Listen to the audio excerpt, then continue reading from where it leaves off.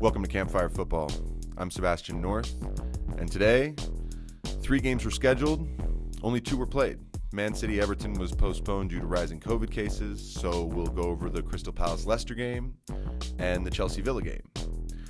Also, as I planned out before, we'll go over a little article written by Matt Stead on Football 365 entitled Bielsa Keeps Leeds Critics Happy by Rolling the Dice. Terrific title. All right. Well, Crystal Palace Leicester, first game of the day. Pretty enjoyable game overall. I've said before, maybe on here and to friends, that Crystal Palace are not a team I love to watch play, especially if they either have the lead or are tied in a game. They don't tend to be very expansive. But this was an interesting game because, Leicester made quite a few changes. They had, I think, Hamza Chowdhury started, Kelechi Iheanacho started, and you could just see just a little bit of they just weren't quite totally settled. And to be honest, Crystal Palace, they don't change their team really from one game to the next. So you didn't see Leicester in full flow, and you saw Palace being Palace. I mean, the goal that Zaha scores to get the lead going, I think this is one of those excellent pieces for any player, anyone still playing. This is an incredible thing to watch because what he does is when he receives the ball, he goes forward and breaks the first line of defenders to get into the counterattack. He also does this by using strength and determination to make sure he holds onto the ball to get into the midfield and out of his defensive third. Once that's done, calm down, pick up your head, find someone who is a runner who is giving you something. And after you've done that, go and get yourself in the box. The finish was excellent. I'm sure goalkeepers probably feel like Kasper Schmeichel should have had his near post covered. But I have to say, if I was Zaha, I'd feel like I hit that so well that you didn't have much of a chance. That's the perspective I would have as the goal scorer, not, goalkeeper made a mistake. So excellent goal that, and then Harvey Barnes goes and reprints the goal he scored a couple days ago against United and hits another, rocket of a left foot shot. Again, like I said, I love the way Harvey Barnes plays. He's so direct, really fun to watch. And quick note as well, Kelechi Iheanacho's penalty. Okay, again, for all young players out there, or anybody, just if you are not someone who has been taking penalties and scoring goals, if you're in a drought, or if you really want to make sure that you take this chance because you don't get a whole lot of them. It reminds me of Ademola Lookman taking his penalty against Fulham a few weeks ago where he Panenkas it right into the goalie's breadbasket. It's like, do the simple thing. Find a corner, hit it firm, do it simple. If you are not a player who is taking consistent penalties to where the goalkeepers have video of you and they're, and they know exactly what you plan on doing and what the percentages are, okay, then you maybe have to get clever. But Kelechi Iheanacho is not taking penalties on a consistent basis. So really, the most simple thing would have been enough. And just too bad. Either way, game ending in 1-1. Thought it was totally reasonable and fair. Chelsea Villa, that was a really good game. I thought the better of the two. It was really tense, mostly because Villa right now are feeling great. They're confident. They're very settled. They roll out the same team pretty much every single week, every single match. And they're playing with house money right now, Villa. I mean, think about this. Before lockdown, this team was in big trouble of going down. They fixed their defensive issues, right? The coaching staff and everyone got together. They fixed the coaching issues. They fixed the defensive issues, and then had a much better close to the season. They've started this one excellently, and you can only think that they're going to be one of those teams that is very comfortable in mid-table. If not, they're going to be slightly higher than that.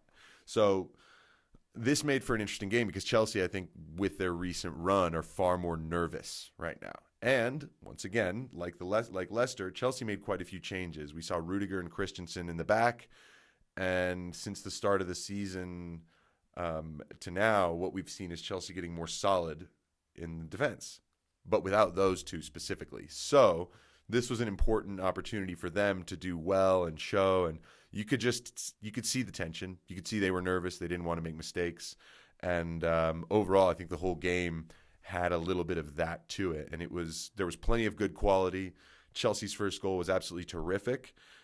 The key to this goal, you have to be positive and go forward. The way Zaha drove out of midfield and it got out of his defensive third and got into midfield and was able to then find someone to then run on for a ball. Chelsea's goal, up until they scored it, most of their attacks were fizzling out because they would maybe have a good combination, but someone would slow down, check back, and nothing was available. Here, every single player involved in the action turned, faced forward, and attacked. And you have a quick combination. If you keep the rhythm going, once you turn up the pace and the rhythm of your attack, you have to keep it going and get runners forward. That's how you're going to be difficult to mark, and that's how they scored their goal. The goal that Villa scored, very interesting, almost identical type of finish, Anwar El-Ghazi to Wilfried Zaha's. So I was going to say Louis Zaha.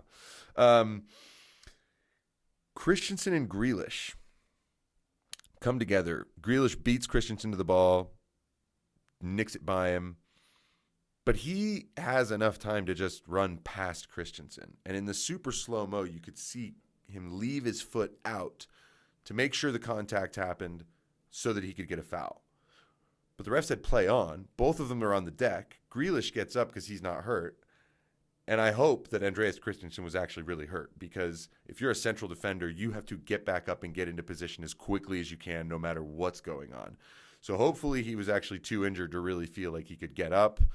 But the destabilization right there was a clear reason why that ball ended up in the back of the net. Chelsea weren't organized once the ball got switched.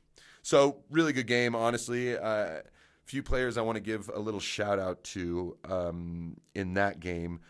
Ben Chilwell, 2 really excellent volleys, 1 blocked, 1 grazing the outside of the post. And Jacob Ramsey from Villa. Villa boy came on within about 30 seconds, had a curler that I thought was in. It was almost as if it went through the net, found a hole in the net. So that was almost a huge moment for him. Would have been incredible. And that's all the games really for today. The Man City-Everton thing does present a couple interesting pieces. There will be even more games in hand for Man City now. I think they're already 1 or 2 behind. So that's going to be interesting the way it plays out in the title race. Side note for any of you who do fantasy football, with these postponements, there are going to be some big double game weeks down the line. So save your trip captain, save your free chip. I'm telling you, they're going to be useful at those points, all right? Okay, so I did say that I wanted to share a little article with you, a segment that I'll do again in the future plenty times. This is on football365.com by Matt Stead. It is called Bielsa Keeps Leeds Critics Happy by Rolling the Deitch. And this is about the way that he played this weekend and the way he's been criticized recently. So basically, I think it's a little bit weird as football fans, as even people, like me at a small commentary level, all the way up to people who are in, the studio at the highest levels of punditry. I think we all need to actually start really thinking about, are we really doing a service by just reacting every single week? Some things that I want to mention from this article. First of all, the opening quote is great. It's, "The narrative is absolutely insatiable. It bloody loves it." Meaning, these narratives that people put together, no matter what they are, the narrative fuels itself. And we just keep pouring gasoline on that fire. So, again, I really recommend everyone read this. I'm not going to spend much time on it. Just a couple important things I noticed. For instance, Paul Merson apparently was fuming after the defeat to Manchester United and insisted that everyone is caught on to the way Leeds play and wondered whether the squad would get fed up of playing the way they are playing.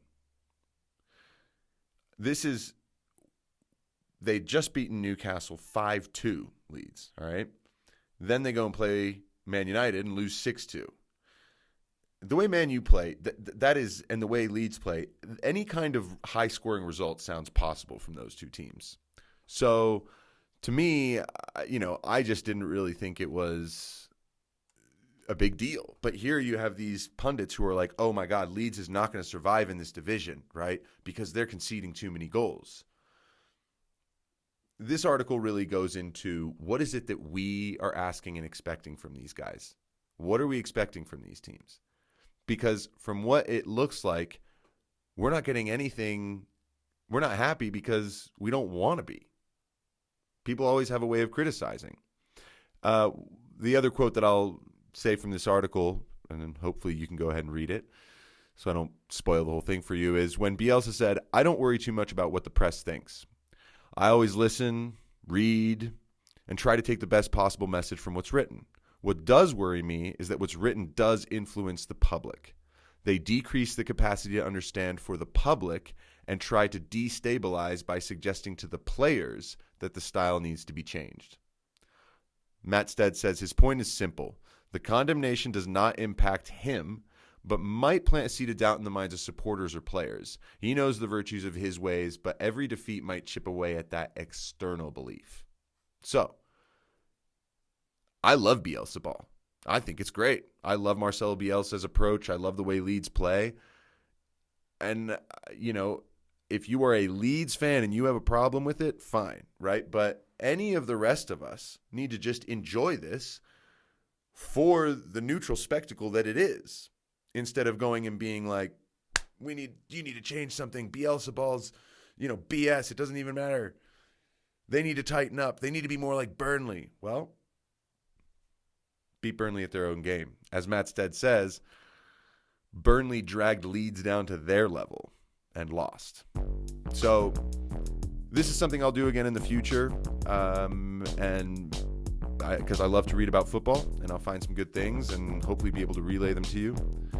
And really, thank you for stopping in again. This has been Campfire Football. In the coming week, I will be doing a little segment about the New Year's because, well, how can we not? I'll give some awards, my favorite things, right? Some of my favorite games and goals. And we will also be having my first interview / conversation with a friend of mine, a good friend of mine called Ben. He's going to be on the show with us, and we are going to talk about loyalty. All right, everybody. Have a great night. Thanks so much for stopping in. This is Campfire Football.